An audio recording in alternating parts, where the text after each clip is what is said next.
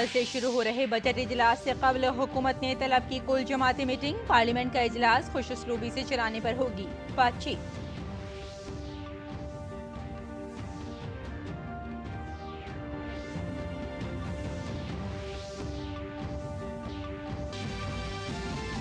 महाराष्ट्र में असेंबली इंतखाबात के पेश नजर बीजेपी का इजलास आज। पुणे में अमित शाह और नितिन गडकरी पार्टी कारकुनों को देंगे जीत का फॉर्मूला।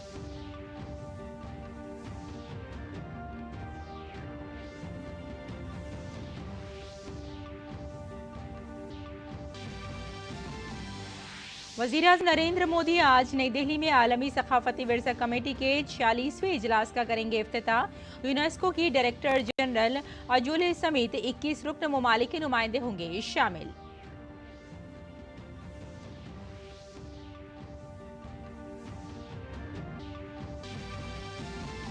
गुजरात में बारिश और सैलाब का कहर। कई अजला में आज बारिश का रेड अलर्ट जारी। जनूबी भारत में हल्की से औसत बारिश के आसार। दिल्ली में भी हो सकती है झमाझम बारिश।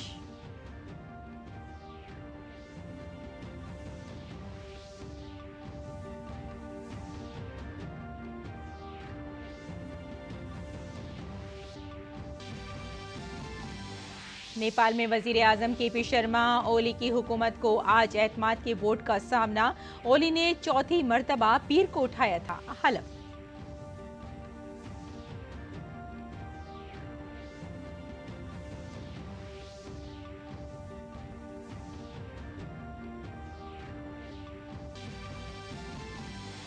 इसराइल ने 24 घंटे के अंदर लिया तेल अवीव पर हुए हमले का बदला। यमन में घुसकर हौसियों के ठिकानों पर बरसाए बम। 3 की मौत और 87 हुए जख्मी।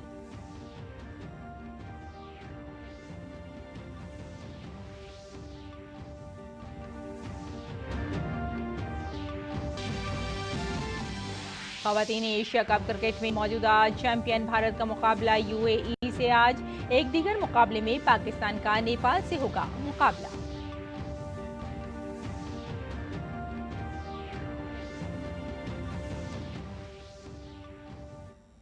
आदाब नाज़रीन, खबरनामे में आपका इस्तकबाल है। मैं हूं आपके साथ रेशमा फारूकी। आइए तफसील से अब खबरों पर नजर डालते हैं। हुकूमत ने पार्लियामेंट के बजट इजलास से कबल आज कुल जमाती इजलास तलब किया है। इजलास के दौरान हुकूमत तमाम हिज़्ब इख्तिलाफ की जमातों से पार्लियामेंट के दोनों ऐवानों के काम को खुशउस्लूबी से चलाने के लिए ताउन की दरख्वास्त करेगी। बजट इजलास पीर से शुरू होकर अगले महीने की 12 तारीख तक जारी रहेगा।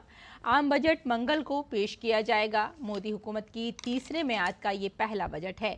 गुज़िश्ता माह पार्लियामेंट के दोनों ऐवानों के मुश्तरका इजलास से खिताब करते हुए सदर जमहूरिया द्रौपदी मुर्मू ने कहा था कि ये बजट हुकूमत के दूररस पॉलिसियों और मुस्तकबिल के विजन का एक मौस्तर दस्तावेज होगा।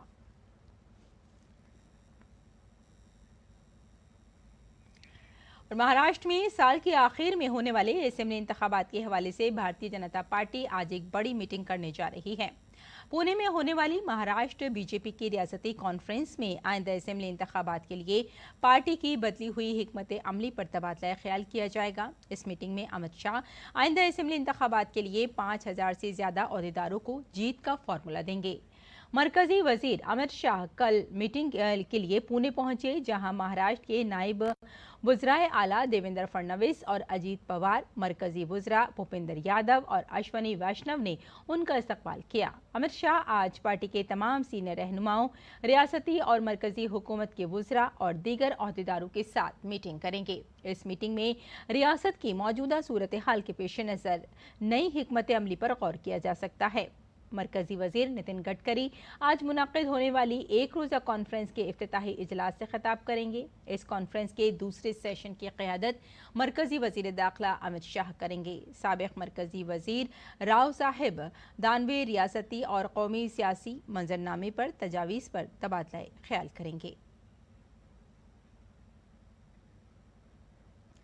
आलमी सकाफती विरसा कमेटी की मीटिंग आज से 31 जुलाई तक दिल्ली के भारत मंडपम में मुनक्किद होने जा रही है। वज़ीर-ए-आज़म नरेंद्र मोदी इजलास का इफ्तिताह करेंगे। इस हवाले से उन्होंने सोशल मीडिया हैंडल एक्स पर लिखा कि ये पहला मौका है कि हमारा मुल्क इस कमेटी की मेज़बानी कर रहा है। ये हमारे विरसे को महफूज रखने के तरीक़ों पर ख्यालात का तबादला करने का एक अहम प्लेटफॉर्म है। यूनेस्को का ये 46वां इजलास है जिसमें आलमी सकाफती विरसा कमेटी में शामिल 150 से जायद ममालिक के 2000 से जायद नुमाइंदे शिरकत करेंगे।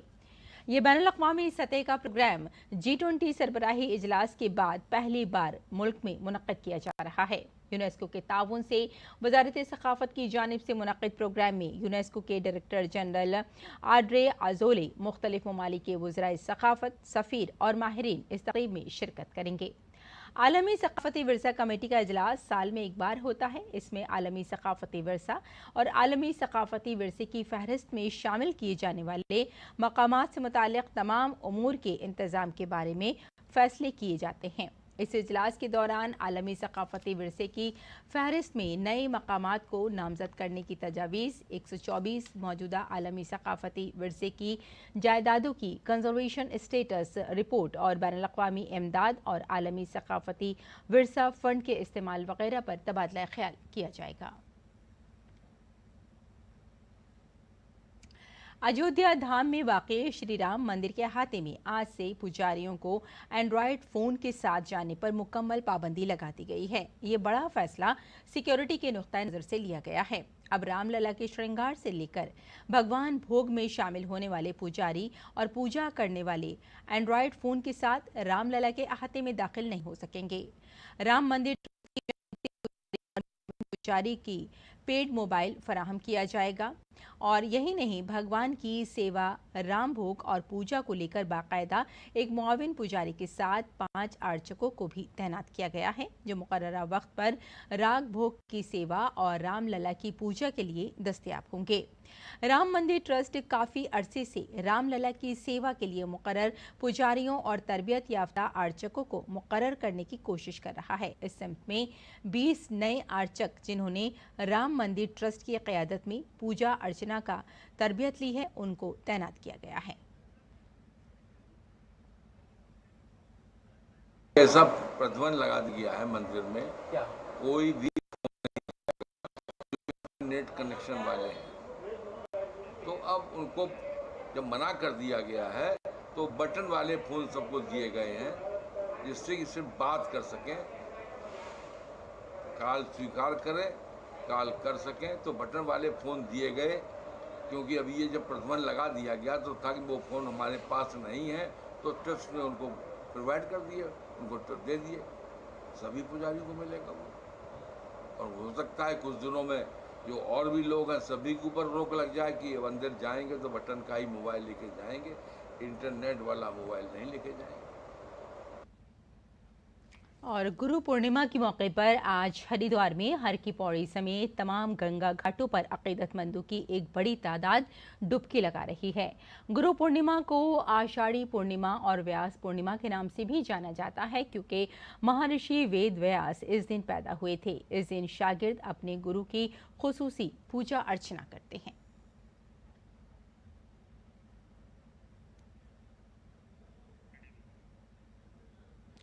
अगली खबर की जानिब बढ़ते हैं। गुजरात में बारिश और सैलाब ने तबाही मचा रखी है। महकमा मौसमियात ने कई अजला में रेड अलर्ट जारी कर दिया है। अगले 5 दिनों के दौरान जनूबी भारत में गरज और चमक के साथ हल्की से दरमियानी दर्जे की बारिश की उम्मीद है। राजधानी दिल्ली में भी मूसलाधार बारिश का इम्कान है। महकमा मौसमियात ने आज कोंकण और गोवा, वस्ती महाराष्ट्र के घाट इलाकों, विदर्भ, जनूबी छत्तीसगढ़ में मूसलाधार बारिश की पेशगोई की है। अगले 2 दिनों तक उत्तराखंड में मुख्तलिफ मकामात पर तेज बारिश का इम्कान है। इसके अलावा मशरक़ी राजस्थान में मंगल और बुध के रोज मूसलाधार बारिश का इम्कान है। इसके साथ ही पीर और मंगल को हिमाचल प्रदेश और पीर को मगरबी उत्तर प्रदेश में मूसलाधार बारिश का इम्कान है। महकमा मौसमियात ने अगले 5 दिनों के दौरान शुमाल मशरक़ी भारत के मुख्तलिफ मकामात पर गरज चमक के साथ मूसलाधार बारिश की पेशगोई की है। और आइए अब बात करते हैं बजट से मुताल्लिक़ खबरों की।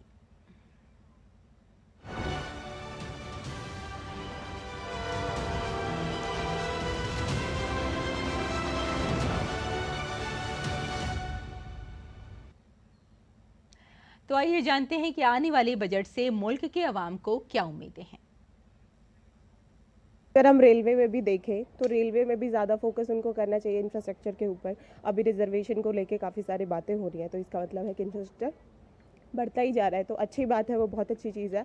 दूसरा, अगर हम एनर्जी के एस्पेक्ट्स को अगर हम लेते हैं तो उसमें भी बहुत सारी सब्सिडी भी देनी चाहिए। जो जनरल कोचेज़ होते हैं वो भी उनको शायद बढ़ाना चाहिए। पहले जो एग्जिस्टिंग जो इंफ्रास्ट्रक्चर है उसको स्ट्रॉन्ग करना चाहिए, उसके बाद आगे के प्लान करना चाहिए बजट में। लास्ट टाइम भी जब बजट आया था तो government has plan to invest approximately 2 lakh crore on railway sector, which really helped in terms of how railway stocks has done in past 2-3 years of time. The government just keep continuing those plans for making investments in these sectors even in this budget. आइंदा budget कैसा रहेगा, इसके बारे में आइए जानते हैं budget के माहिर जी.के. अरोड़ा की क्या राय है।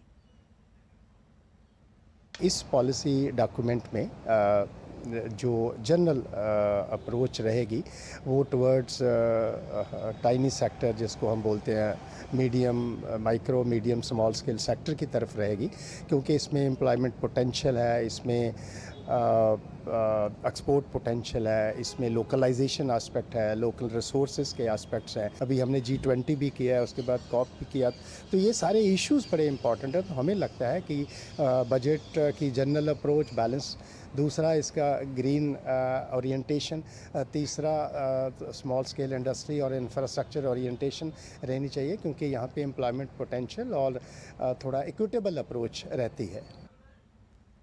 और आइए अब जान लेते हैं कि आइंदा आने वाले बजट से ब्राह्मण रिसर्च फाउंडेशन के विजय बाजी को क्या उम्मीदें हैं। जो मध्यम और लघु उद्योग का क्षेत्र है, जिसे हम MSME कहते हैं, वो देश की अर्थव्यवस्था का बहुत महत्वपूर्ण हिस्सा है। आज 14 मिलियन से ज़्यादा, 140 लाख से भी ज़्यादा MSMEs है और 1 करोड़ से भी ज़्यादा लोग उस पर डायरेक्टली एम्प्लॉयड हैं, जो भारत के एक्सपोर्ट का ऑलमोस्ट 50% और नेशनल इकोनॉमी का 1/3 इकोनॉमी कंट्रीब्यूट करता है। ये ध्यान में रखते हुए उनको जो आज मेन प्रॉब्लम है वो वर्किंग कैपिटल जिसे हम कहते हैं उसका है। छोटे लघु उद्योग के लिए 45 दिन में पैसा नहीं आया तो मुश्किल हो जाती है, तो वो वर्किंग कैपिटल ये बहुत बड़ी समस्या है। इसके बारे में कुछ ठोस उपाय योजना होनी चाहिए। वहीं NIRC के रुकन डॉक्टर विजय कुमार ने उम्मीद जाहिर की कि आने वाले बजट में क्रेडिट गारंटी स्कीम के तहत MSME को फायदा पहुंचाया जा सकता है। Micro, small and medium enterprises contribute significantly to the employment and GDP. We expect from the budget to announce enhanced credit access, especially by the credit guarantee scheme with lower interest, ease of compliance for improving the MSME sector, and also expect the introduction of training session for the MSMEs for improving their skills. और ग्रेवोलाइट India के director Ashok Kumar Somani ने उम्मीद जाहिर की है कि हुकूमत आइंदा बजट में सनती तरक्की और बुनियादी ढांचे पर खास तवज्जो दे सकती है। भारत की industrial growth day by day बढ़ रही है और आने वाले बजट से हम ये उम्मीद करते हैं कि भारत सरकार इंडस्ट्रियल ग्रोथ को बढ़ाने के लिए राहत प्रदान करेगी, इंफ्रास्ट्रक्चर में सुधार करेगी, और अगर ये सब होता है तो हम मैन्युफैक्चरिंग ग्रोथ को करते हुए मेक इन इंडिया के सपने को साकार करेंगे, और हम अपने सपने को ही साकार न करके बल्कि विदेशों में भी अपने उत्पाद को बहुत अच्छे से बेच पाएंगे। और आइए अब नजर डाल लेते हैं दिल्ली से शाये कुछ उर्दू अखबारात पर।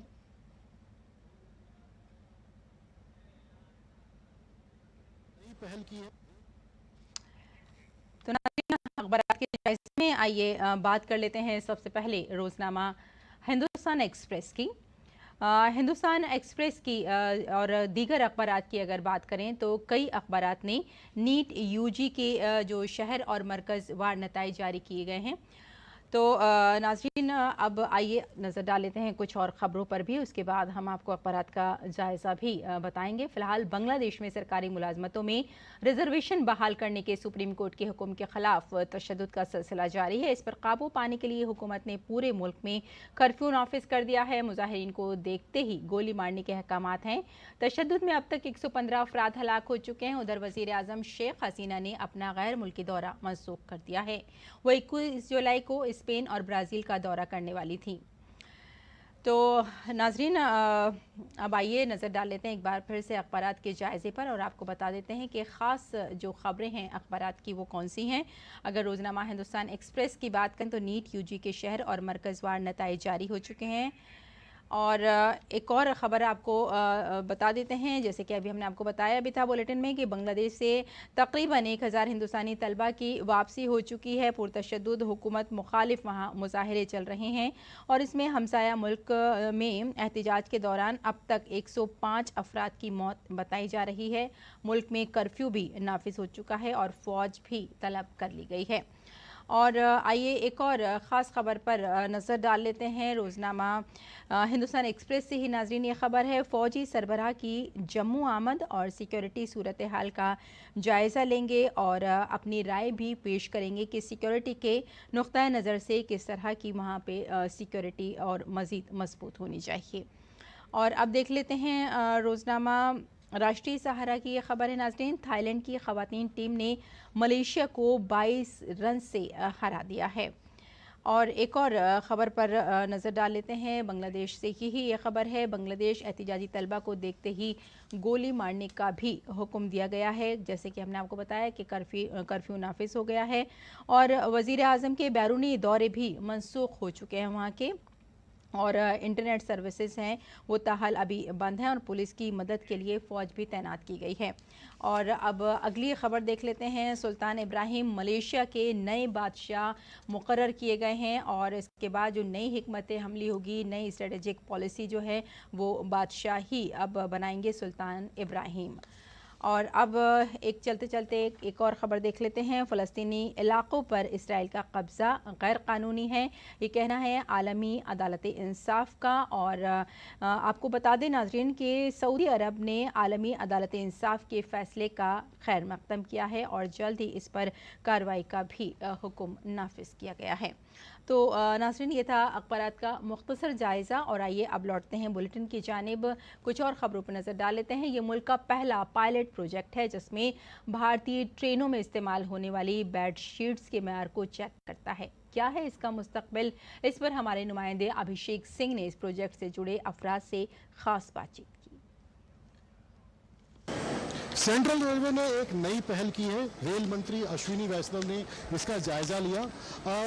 ट्रेन के अंदर जो बेडशीट होता है, जो पिलो कवर होता है, उसकी क्वालिटी चेक उसका कैसे हो, वो गंदा है या साफ़ है, इसका AI टेक्नोलॉजी के जरिए इसका जो है परीक्षण किया जाएगा। पायलट प्रोजेक्ट के तौर पे इसे मध्य रेलवे में पहली बार इसे शुरू किया गया है। अगर इसकी सफलता इसको अगर मिलती है तो आगे और भी जो जोन से वहाँ भी शुरू किया जाएगा। हमारे साथ करम जी है और मनोज जी है, हम इनसे जानना चाहेंगे। हर दिन रेलवे पुणे DRM के यहाँ से 20,000 बेडशीट वॉश होती है और क्लीन होकर उनका आयनिंग और प्रेसिंग किया जाता है, लेकिन आज तक ये 2% चेक पे चलता था। आज से आगे ये यहाँ पर 100% क्वालिटी चेक इंश्योर किया जाएगा। हमने इस सिस्टम के अंदर कैमरा बेस्ड टेक्नोलॉजी दी है जिसके सामने मशीन विजन सॉफ्टवेयर लगाया है। AI के द्वारा यहाँ पर स्टेन्स और जो भी वहाँ के फटी हुई बेडशीट है वो डिटेक्ट होती है और वो ऑटो रिजेक्ट हो जाती है। तो जो भी अच्छी बेडशीट है केवल वही आगे बढ़ती है और जो खराब बेडशीट है वो नीचे निकल जाती है और उसे फिर रिजेक्ट किया जाता है। तो ये पूरी प्रक्रिया एक सिंगल मशीन के द्वारा की जाती है जिसको साका रोबोटिक्स ने डेवलप किया है। इसकी कैपेसिटी कितना, एक दिन में कितने ऐसे डिटेक्ट कर पाएगी, क्वालिटी चेक कितना? हर मिनट में इस मशीन के द्वारा 15 बेडशीट आगे बढ़ सकती है। तो अगर आप अंदाज़ा लगाएंगे तो दिन भर में अगर 24 घंटे हम चलाएं बेडशीट को तो लगभग 20 से 25,000 बेडशीट अच्छे से ये इफेक्टिवली निकाल सकता है।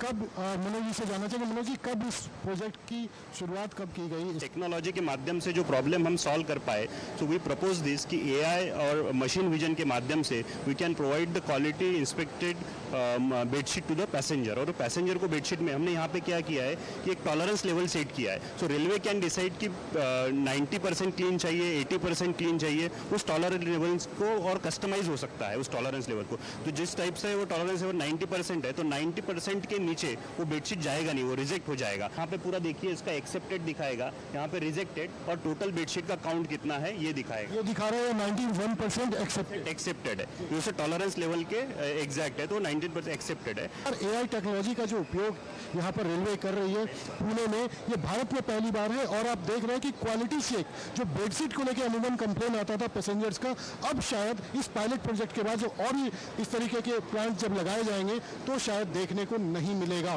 और यात्री जो है वो सेटिस्फाइड रहेंगे। कैमरामैन मोहित के साथ अभिषेक सिंह, डीडी न्यूज़, पुणे। राय आगे बढ़ते हैं और बांग्लादेश से ही ये खबर है कि बांग्लादेश में सरकारी मुलाजमतों में रिजर्वेशन बहाल करने के सुप्रीम कोर्ट के हुक्म के खिलाफ तशद्दुद का सिलसिला जारी है। इस पर काबू पाने के लिए हुकूमत ने पूरे मुल्क में कर्फ्यू नाफिज कर दिया है। मुजाहिरीन को देखते ही गोली मारने के अहकामात हैं। तशद्दुद में अब तक 115 अफराद हलाक हो चुके हैं। इधर वज़ीर आज़म शेख हसीना ने अपना गैर मुल्की दौरा मनसूख कर दिया है। वो 21 जुलाई को स्पेन और ब्राज़ील का दौरा करने वाली थीं। बांग्लादेश में बढ़ती हुई कशीदगी के दरमियान अब तक तकरीबन 1000 भारतीय तलबा अपने घरों को लौट चुके हैं। ढाका यूनिवर्सिटी को अगले अहकामात तक बंद कर दिया गया है। तलबा को बुध तक हॉस्टल खाली करने को कहा गया है।